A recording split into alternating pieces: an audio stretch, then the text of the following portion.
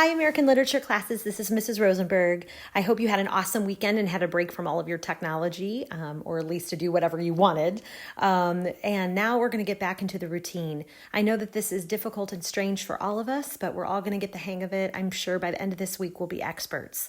Today, we're going to get focused on Chapter 2, and we're going to read Chapter 2 during this lesson, and we're going to have a discussion about it, or at least I'm going to discuss it, and you're all going to listen. But you are going to respond by completing the SOAR worksheet for Chapter 2 and completing the discussion question and responses to your peers, just like you did for today's assignment. Before we start reading, we're going to talk a little bit more about the characters in Chapter 2. Now, if you remember, in Chapter 1, you basically got to know the townspeople in this imaginary town that's been invaded by the Nazis. And the townspeople kind of have a naive approach or view of what war is really like. They really don't think that they are at war here, and they're even treating the soldiers politely and talking about how they're going to treat them politely. Now, in Chapter 2, we find, interestingly enough, that the soldiers are doing something similar. They, too, have kind of a naive outlook of what war is like. So far, war for them has been simple, and they haven't really dealt with a lot of resistance. Okay, so first of all, Major Hunter. Major Hunter before the war was an engineer. And in his job, he was very meticulous and methodical. And I think his approach to war, or his approach to the town here, is similar.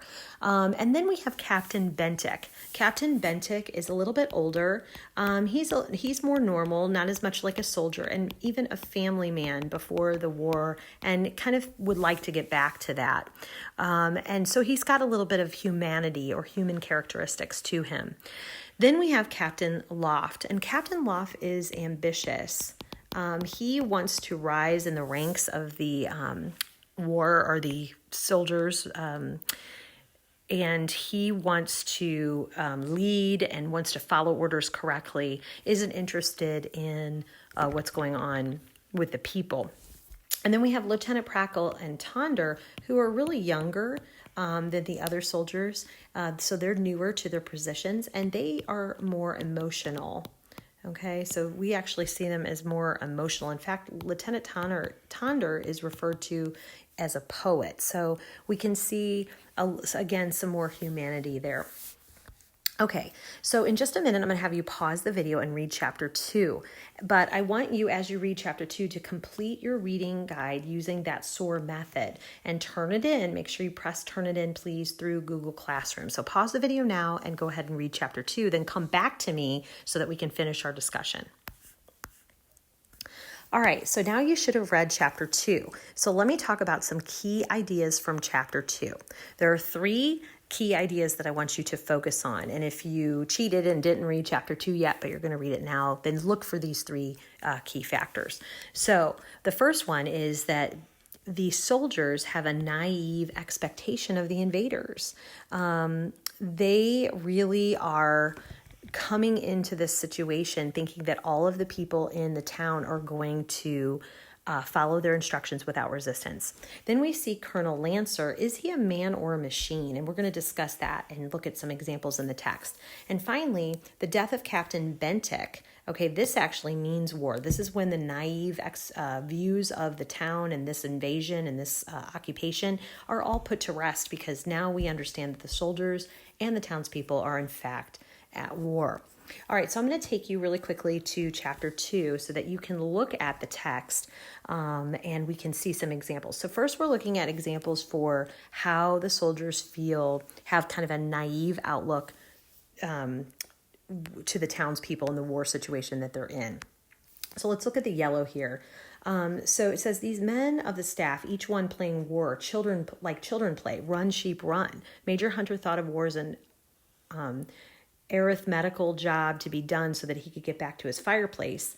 And the war, this quote here, which I really, really like, and their war so far had been play, fine weapons, fine planning against unarmed, planless enemies. They had lost no fights and suffered little hurt.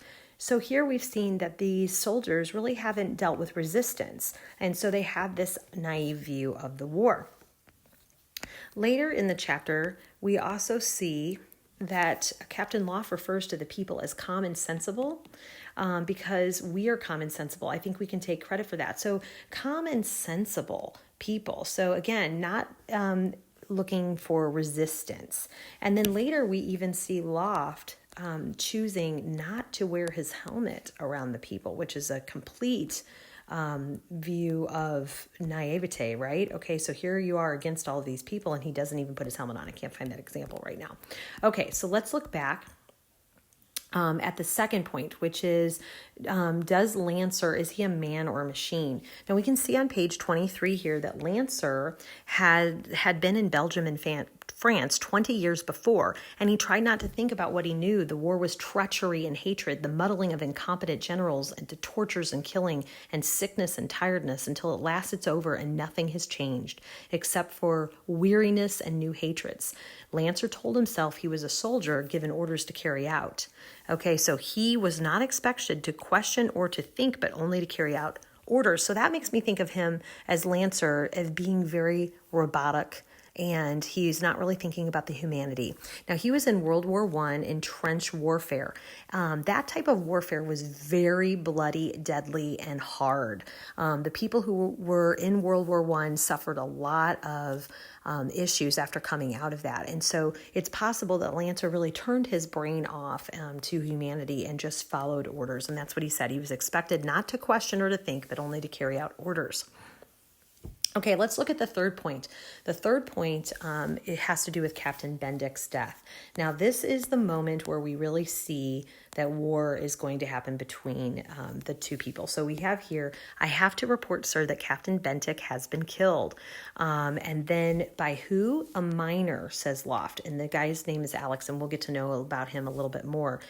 He shouted something about being a free man. So this is that notion of democracy again, that this is the value of the town. The town's value is that they want to be free. And so they came up against Captain Bendick because Captain Bendick tried to interfere. He gestured slightly toward the body. Okay, so Bendick was a curious man. He loved English, okay, didn't like to fight much. So this talks about the humanity of Bendick here. But he's the one who was killed. And so now we see the response to that. So it starts again. We will shoot this man and make 20 new enemies. It's the only thing we know, the only thing we know. So this is the true war now between the townspeople and the soldiers. Okay, so looking back at the slides, I want you to consider, what does Lancer mean? There's no peaceful people. There are no friendly people. Can't you understand that we are at war with these people? Okay, so he's kind of speaking to that naive notion that the townspeople and the soldiers have toward each other. And he's like, no, we're at war here. All right, so I want you for today to look at your worldview analysis. What elements of chapter 1 and 2 did you analyze through the framework of creation, fall, redemption, or restoration? Use your observation guides for your reading. And I want you to post your answer to the prompt under the discussion question, Moon is Down, Chapter 2, link on Google Classroom. So this is the second part of your assignment. The first part was to complete the SOAR worksheet. The second part is to do the discussion question. You have to write 3 to 5 sentences providing your answer and your thoughts. You should read your classmates' answers and respond to them. This is a daily routine worth 2 points per day. Okay, so I want you to look at the Google discussion question so you understand what's happening. You'll see a question mark posted. That's where the question is. And you need to put your answer over here and make sure you press turned in. Do not put your answer in the class comments section. After you see other people's answers, then you can comment about them. And this is where you'll see their comments. So make sure that you put your answer over here and post it. Don't forget to turn it in. Okay, ladies and gentlemen, that's it for today's lesson. Tomorrow we'll talk about Chapter 3. I hope you have an awesome day. Good luck with everything.